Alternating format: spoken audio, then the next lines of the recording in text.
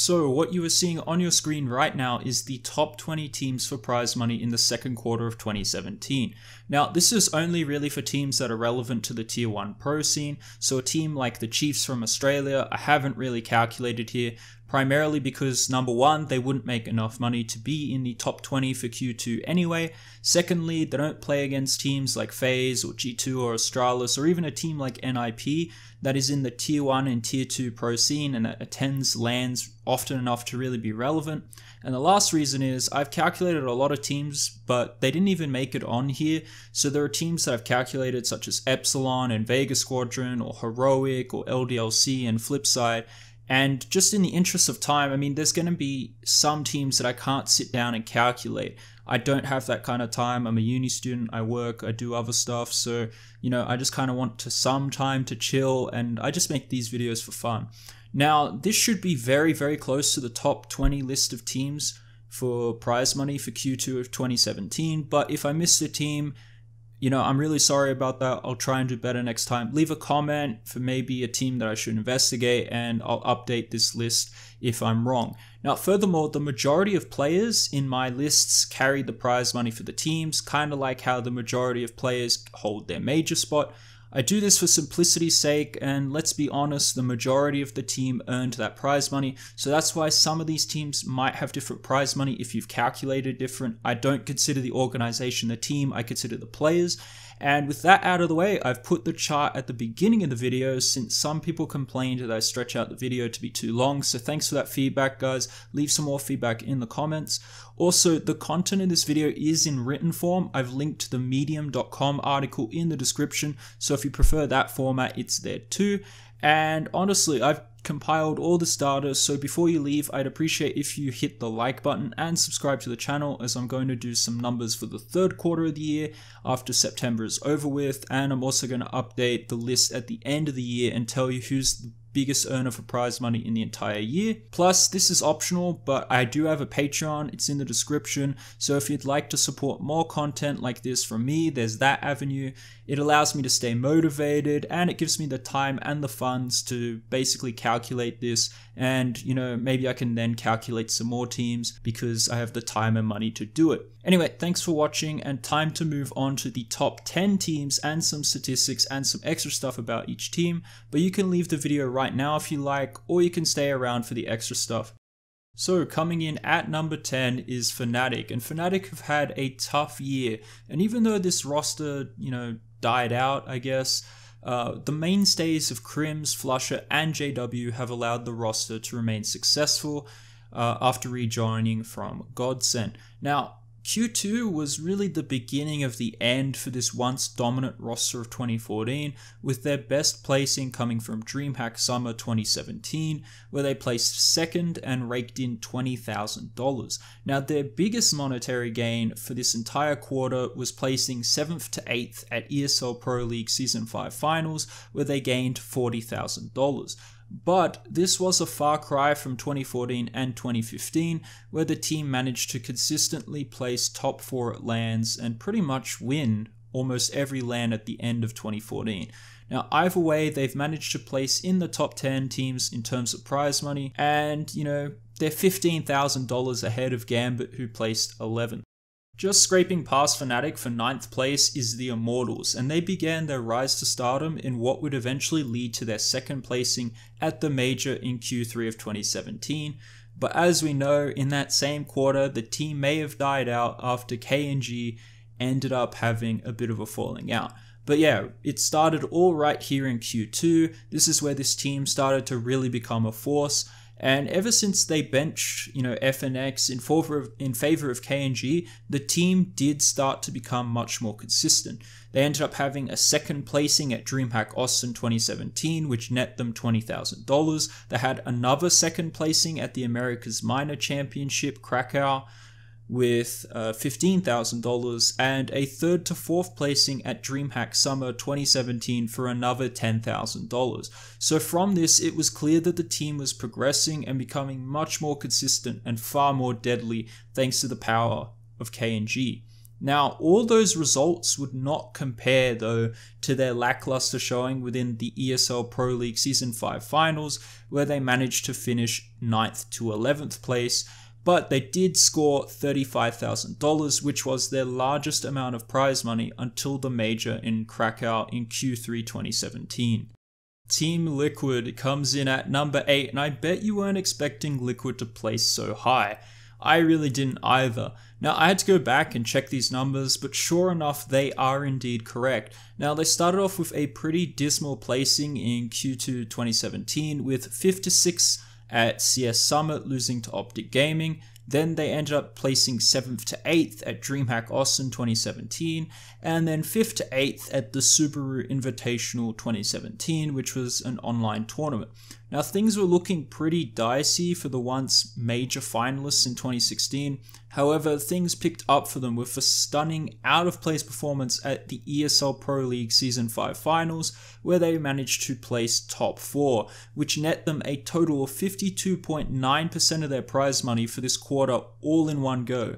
This was then followed by a decent showing at the ECS Season 3 finals, where they managed to place top 6 and net an additional $45,000. So whilst Liquid was inconsistent overall, they performed admirably in those bigger lands where it mattered most, and they picked up a whole lot of prize money to boot. Coming in at 7th place is the North, and they were the Danish team that was set to strike fear into their enemies and finally compete with Astralis at the top level. Now, they started off Q2 not looking too hot, with a 5th to 8th placing at Star Series Season 3 finals and a 6th to 7th placing at IEM Sydney 2017. Based off these results, it all looked like North was going south, but they finally made it to ESL Pro League Season 5 finals and everything changed, with North battling past Mouse Sports, NRG, Na'Vi, Optic and Liquid in their group, where they ended up placing at the top and heading straight to the semi-finals. There they met Liquid again, but in a best of 3, and they managed to correct their earlier group stage loss to them with a swift 2-0 and a convincing victory on Nuke.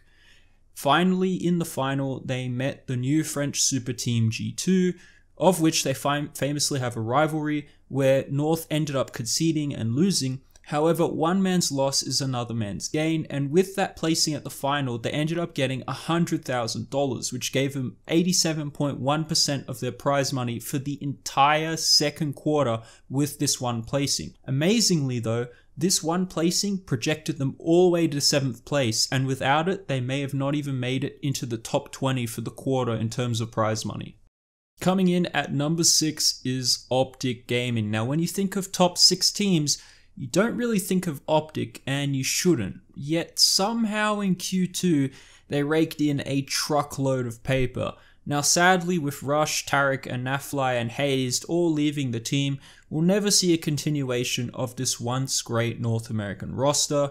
Rest assured though, their time will be put down in history as one of the most successful North American sides, especially in 2016, where they placed top 4 for the entire year in terms of prize money.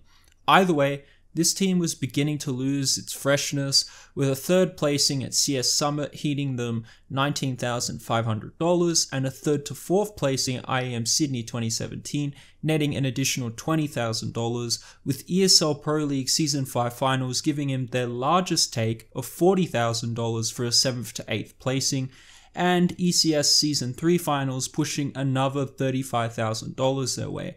For sure, at the end, things weren't looking too hot, but just being able to qualify for those bigger tournaments like the ESL Pro League Finals and ECS Season 3 Finals gave them enough dough to push them over the line into this spot. Starting the top 10 is Cloud9, and they are living up to their name. I mean, with all the money they've made in Q2, and placing top 5 in terms of prize money, there is very little for them to complain about. They are indeed living on Cloud9. Now, what can I say? I mean, every year, Cloud9 happens to have a really good summer. They managed to peak in performance almost every time this year since 2015.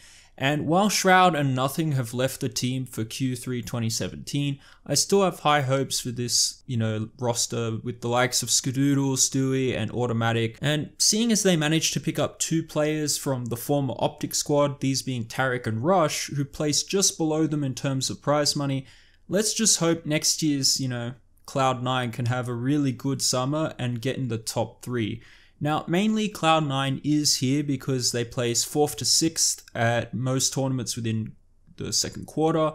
However, there are moments of brilliance like 1st place at the America's Minor Championship Krakow, followed by a low like the 11th to 12th placing at ESL Pro League Season 5 Finals, where they managed to somehow get $32,500 in prize money, but their biggest achievement perhaps was within the summer, where they managed to get 3rd to 4th place at ECS Season 3 Finals, where they net $65,000, which was their biggest take for the year thus far, and it was also 38.8% of their total earnings in the second quarter. Now, all I could say is don't underestimate Cloud9, as they have some deadly aimers, and when they know how to utilize them and when they're at the top of their game, they get really good results. It's just a question of when does this time come, and are their aimers actually on point? Coming in at 4th place is FaZe with $312,000, and we hit quite the jump between Cloud9 and FaZe. I mean, let me put it this way, FaZe earned 1.86 times as much money as Cloud9 did, and Cloud9 was only one placing below them. So, you know, a couple of people are probably looking at this and thinking that this is a very controversial placing, considering the team's prize money wouldn't be counted under my rules. But what can I say? I mean, I'm not just going to let all this prize money go to waste and be eliminated completely. I mean, we have a lot of players that have just left the organization and moved off to different teams. You know, some of these players haven't even stuck together. So I'm not going to let this money go at all. So for this one time, I'll make an exception and tie the money with the organization. After all, most of the success from this team actually came after Carrigan joined as in-game leader, and he laid the foundations for this team. Now, I look at the prize money more of Carrigan's effort with the organization to make a star-studded team, and this only became more amplified after Nico finally left ELO, Hell and Mouse Sports to join FaZe in the first quarter of this year. So yeah, I'm willing to make an exception, considering most of this money was earned by Carrigan, Rain and Nico anyway, all of which who joined the team before the second quarter of 2017. In total, their biggest takings were 1st place at Star Series Season 3 Finals worth $125,000, or 40% of their prize money in this quarter. Then you have 2nd place at IEM Sydney 2017, which net them an additional $40,000. Then they had 7th place in the ESL Pro League, but only the online portion, and that gave them an additional $27,000. And then lastly, they had their 2nd placing at ECS Season 3 Finals, which net them $120,000, or 38.46% of their total cash in the second quarter of 2017. In my eyes, this team will only get better with Guardian and Olofmeister arguably being upgrades over Alu and Keo. So, you know, we just have to see what FaZe will be like in Q3 and Q4 of 2017. And, you know, I think it's only up here from there, and hopefully they'll win a major too. Starting off the top 3 is G2 with $340,000. Now, the French baguettes never seem to disappoint, do they? Well, actually they do. Even though this team placed top 3 when they first formed in Q1 of 2017, I remember when this team wasn't doing so well. Rather than being a French super team, they were more like a French super meme, accentuating all the problems with the French scene. You know, they had plenty of aim, but they had no brains in the team, massive inconsistent performances, only one player performing at a time, etc, etc. But since then, they've bounced back and got their shit together, and they managed to become much more consistent. Now, while I wouldn't say they are the best team in the world, they have the ability to be. And when all cylinders are firing on this team, it's a pretty scary thought. I mean, imagine Kenny S dominating with the AWP, getting opening picks left and right, Apex getting the important entry frags on T side, NBK and Bottery anchoring separate bomb sites on the CT, and Shox leading the team and clutching the big rounds, which he's so known for. It's a pretty scary thought indeed, and every once in a while it comes true, just like what happened at ESL Pro League Season 5 Finals, where they beat their notable rivals the North 3-1 in a best of 5 for a total of $225,000 in cash, which amounted to 66% of their prize money in the second quarter. I mean, could you imagine you win one tournament and all of a sudden you're $37,500 richer? And that's if the money's divided equally. Now, I think it's kind of insane, but this for sure isn't the end for G2, but more of just the beginning of what I think may be future major winners. It is if they survive long enough to make it to 2018 and don't go back to being a French super meme. Now here we are finally at the top 2, and in second place is Astralis with $408,000. Now just like Cloud9, Astralis are living up to their name and heading straight to the stars.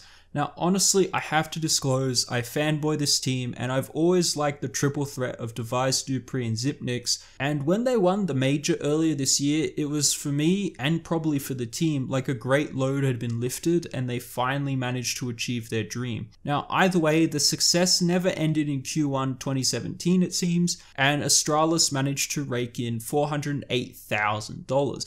Now most of it is however off the back of the E-League Clash for Cash, which was a show match where they managed to get $250,000 by defeating Virtus.pro 2-1 in a best of 3.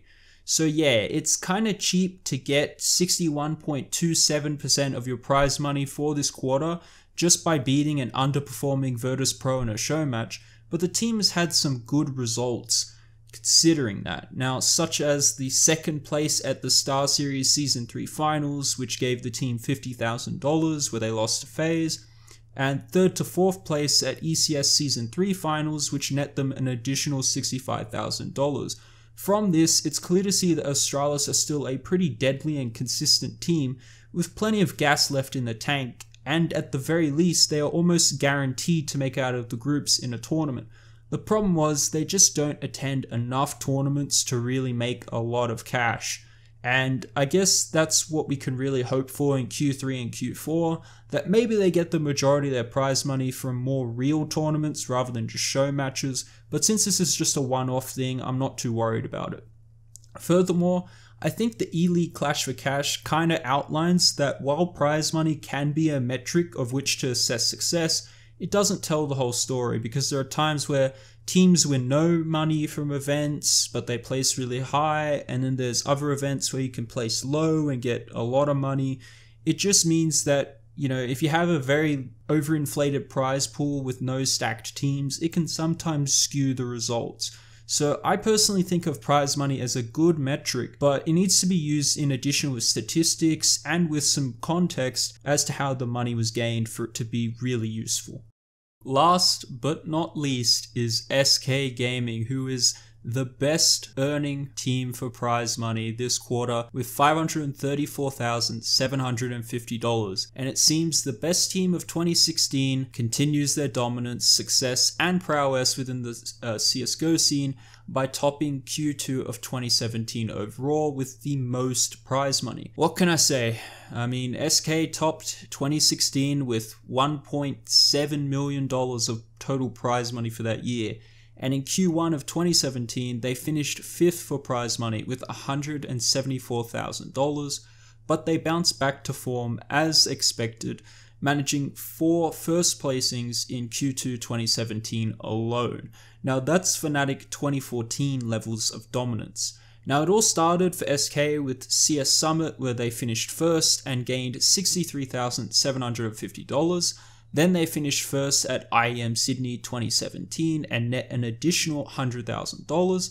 Then they beat Fnatic at DreamHack Summer 2017, grabbing hold of another $50,000, and then they got their first place at ECS Season 3 Finals worth a mighty $250,000. In between, they had a 3rd to 4th placing at ESL Pro League Season 5 Finals, which gave the Brazilians $60,000, but overall, they were the dominant force of Q2 2017, and it shows in their prize money. Not to mention, unlike Astralis, SK Gaming's dominance and prize money was all legitimately earned through proper tournaments, and not using any of that show match magic. I can say this with certainty, they may again be the best team of 2017 with their performances, and if they keep it up for the next half of the year, we may see another team just like Fnatic for the history books. So to round off this video, here's some other little facts about prize money in Q2 2017. So for instance, SK Gaming earned 12.22 times more money than NIP, who placed 20th for prize money in Q2 2017 with $43,750. Then you had Big, Renegades, Team Envious, Hellraisers, CLG, Mousesports, and Virtus.pro, who all earned more money than NIP did in Q2 2017, despite being considered lower ranked teams. Then you had the total prize money for just the top 20 teams in Q2 2017, which amounted to $3,016,355.55. Then you had the gap between the 1st and 10th place for prize money, which was $429,750. Then the gap between 11th and 20th place for prize money was $47,000. Gambit, who placed 11th for prize money, earned 2.07 times more money than NIP, who placed 20th. North American teams such as Cloud9, Optic Gaming, Team Liquid, and CLG earned 15.7% of the total prize money within the top 20 teams for Q2 2017. If you include other NA region teams now like Renegades, SK, and Immortals, since they also play within that region when qualifying for majors and professional leagues, it moves up to 39.14% of the total prize money for Q2 2017. So in total, the top 3 earners in prize money at the time of writing this article are the top 3 teams ranked on hltv.org. So thanks for watching, guys. Leave a like, leave a comment if you have anything to say about these results. And also subscribe to the channel and hit the bell icon if you want to get updates on prize money from me. And in addition, if you want to help support the channel, the Patreon link is in the description, but it's completely optional. And thanks for watching, guys.